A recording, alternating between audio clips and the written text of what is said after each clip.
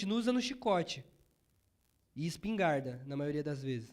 Aqui não, porque aqui as relações se modernizam. Então, até as relações de produção precisam ser lidas a partir desse diferencial aqui, que não é só regional. Porque a elite também é herdeira da escravidão. A elite também herda a ideologia escravista. Então, se eu só olho do ponto de vista regional, eu não entendo que o trabalhador do norte e do nordeste ele é um ex-preto, um ex-escravo, e é tratado como tal. É lógico que depois, se a gente pega a história do latifúndio, muitos pequenos proprietários brancos vão perder suas terras e vão virar, os seus filhos depois vão virar sem terra. Hoje no Nordeste não tem só negro pobre, ou sem terra, por exemplo. Mas se a gente não olhar para esse processo, a gente não entende esse momento. Esse é um ponto. Então, só voltando para fixar. Por que trazer os imigrantes? Ah, porque o negro é inferior. Mentira. Ah, porque o europeu é superior. Mentira. Ah, porque ele é mais rentável, porque ele já está acostumado a trabalhar na indústria. Mentira, porque ele era de área agrária. Então, só sobrou o quê? A crença de que o negro, a crença racista da elite. Então, eu preciso entender o racismo para entender essa composição. Só que o segundo problema ele tem a ver com o primeiro. É que quando a gente pega a história das lutas da classe trabalhadora, na maioria dos manuaizinhos, na maioria dos textos, dos estudos, a gente vai se dizer que as lutas começam quando chega o europeu. Começa com os anarquistas, começa com os italianos. Só que vários estudos vão mostrar que essas lutas da classe trabalhadora já estão presentes muito antes dos europeus chegar. Isso aqui é um quadrinho. Tem alguém que fala italiano aqui? Ninguém? Pô, como é que vocês vão receber os turistas da Copa? Vocês têm que ter vergonha de vocês, porque vocês não falam 5 línguas como os filhos dos repórteres da Globo que ficam humilhando a gente por isso. Mas vamos lá. Esse quadrinho é um quadrinho feito por uma federação de trabalhadores no começo do século XX. Qual é a história do quadrinho? Ele mostra esse cara aqui, embora ele seja pintado com bastante sombra, ele é o italiano. Essa calçona aqui, que vem até o peito. É o italiano chegando para um trabalhador brasileiro, portanto negro, o Justino, falando assim, pô, vamos fazer greve, vamos para a luta. Só que ele fala italiano, o Justino não entende nada. Vou falar aqui, ó. Ma voi, Gioceno, ricorda la vita, che cosa ci linto, tu sto enrolando a língua, não sei falar também. Lascati tu ferramenta, andiamo, fare la rivoluzione. Aí o Justino fala assim, seu Pascoal, tá perdendo tempo, eu não compreendo a língua estrangeira, não. Essa charge, o que ela diz pra gente?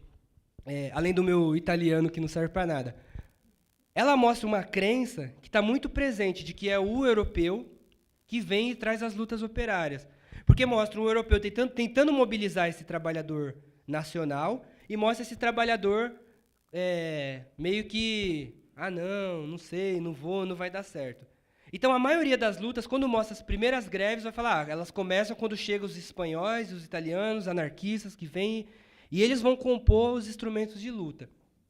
Inclusive, quando a gente escreve no Google, a primeira greve, vai aparecer essa aqui, essa mão branca, mexendo nas letras, porque a primeira greve registrada é a greve dos tipógrafos.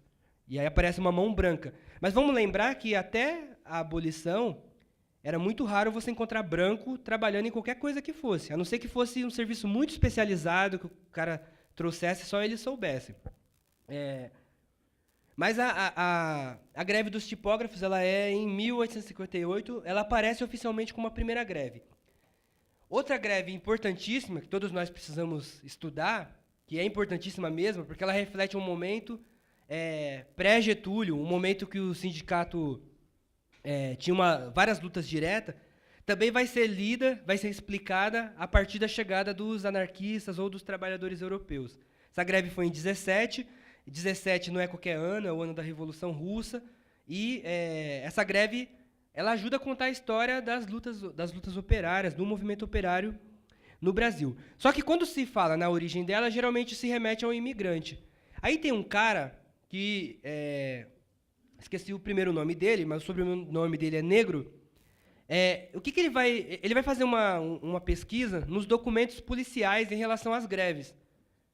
Porque ele vai perceber que, na escravidão, a maioria das greves era um caso de polícia. Só que nem todas as greves apareciam com o nome de greve nos registros policiais. E o que ele vai mostrar? Que antes de chegar qualquer imigrante, aconteceu um monte de greve feita por escravo. Ou mesmo greve feita por negros, mas que, quando o movimento operário anarquista se consolida, essas outras greves não vão entrar para a sua genealogia, para a sua história. Porque acaba aparecendo a ideia de que é esse imigrante europeu que traz as greves. Então, vou ler rapidinho a frase dele aqui. O mito do imigrante radical, essa ideia de que é o imigrante que traz o radicalismo, é um preconceito. Por quê? Porque ela impede que o trabalhador local, a começar pelo escravo, mas você tinha trabalhador branco também, apareça como protagonista das lutas. Figura como a de Justino, que aparecem trabalhando, mas é pintado alheio à pregação inflamada do italiano radical. Personificam o anti-herói conformista. Enquanto que Pascoal, o italiano, desembarca pronto para lutar, o operariado formado em solo brasileiro deve, nessa ótica, aceitar a liderança do imigrante ou ficar de fora. Quase um fura-greve. Desse modo, as imagens do trabalhador estrangeiro, branco, anarquista e rebelde, assim como a luta do trabalhador brasileiro, longe das lutas, não passam de uma representação caricata do operariado do início do século XX. Traduzindo, a própria classe trabalhadora criou um mito, e esse mito persiste. E ele oculta uma série de outras iniciativas de luta. Por exemplo, o fato de que o trabalhador escravo era um trabalhador. Então, não tem assim o trabalhador e o negro. O negro é o trabalhador. Se a gente for falar de escravidão, o negro e o índio são os primeiros trabalhadores dessa terra. Ah, mas tentaram trazer branco. Aqui na América, não. Tentaram nas áreas mais... Na Inglaterra, nas colônias inglesas, no norte, nos lugares em que a colônia era de povoamento. Mas aqui no sul nunca vingou. Aqui os primeiros trabalhadores eram escravizados. E a gente precisa entender o negro como trabalhador. E a gente precisa entender as lutas africanas, as lutas dos africanos, como lutas da classe trabalhadora.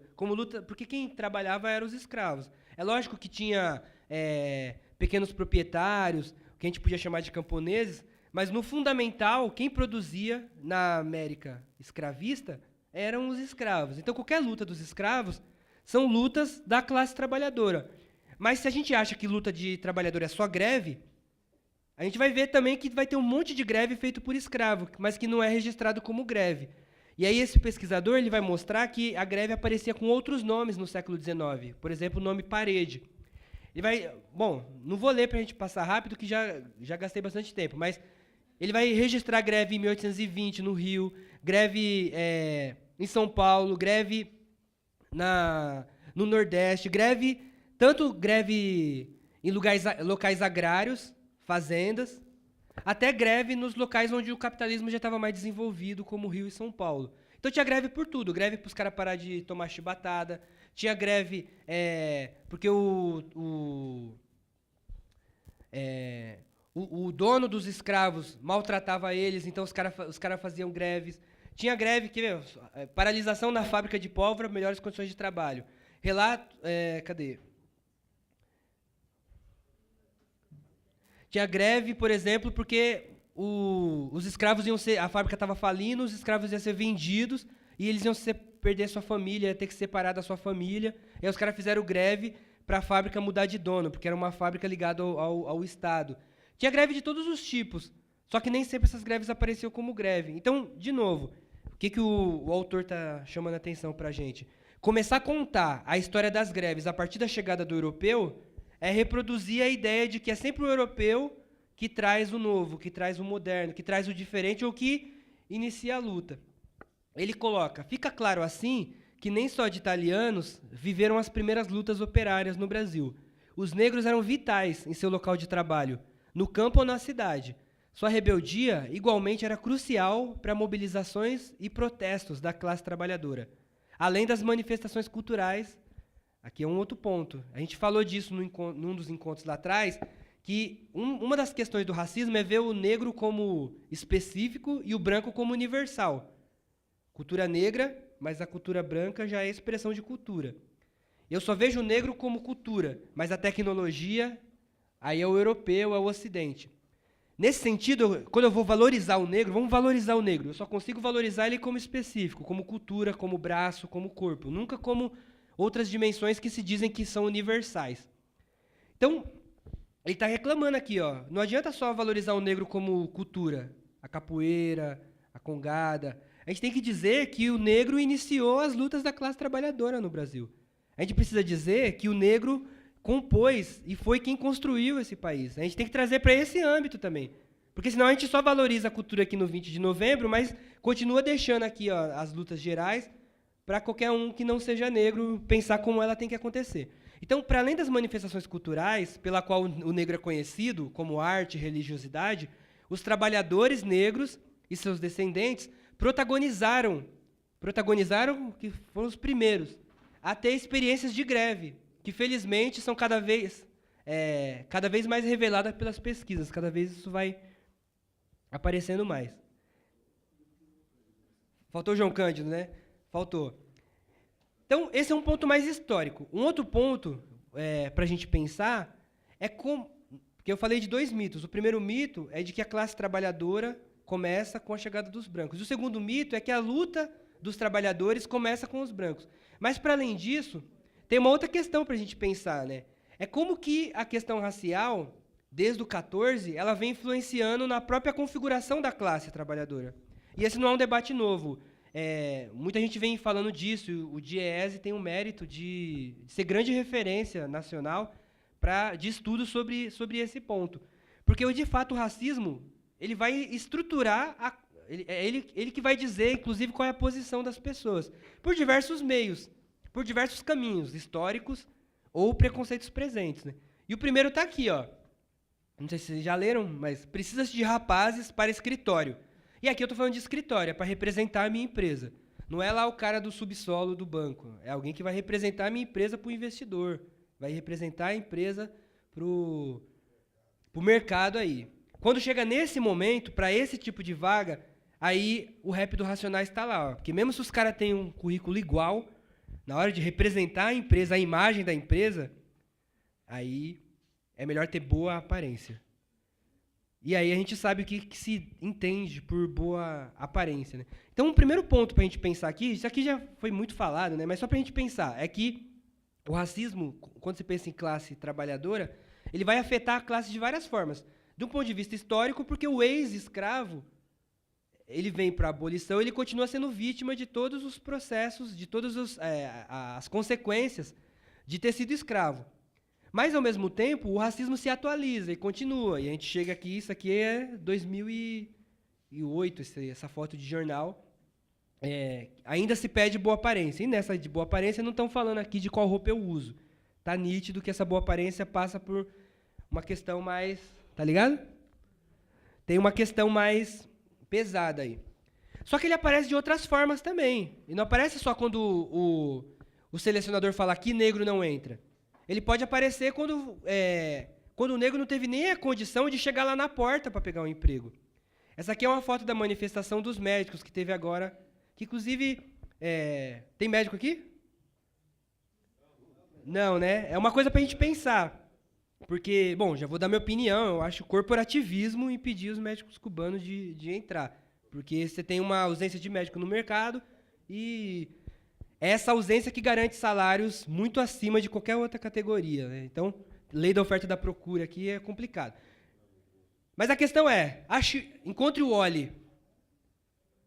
O João falou que vai dar 50 aqui, uma oncinha para quem achar um negro na manifestação. Achou? Ih, João, ferrou. Né? Ela achou. O negrão aqui segurando aqui, né? Olha só, ela achou, hein?